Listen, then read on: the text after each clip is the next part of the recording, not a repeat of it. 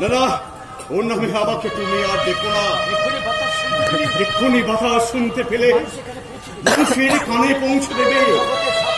জগতে ছাত্র শিক্ষকের যে মধুর সম্পর্ক তা চিরতরে বিলুপ্ত হয়ে যাবে। যাবার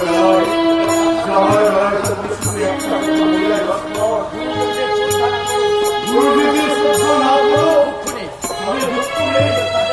কিন্তু তাদের কোনো অপমান করো না। অসম্মানের আঘাত মুখে বড় বাজে।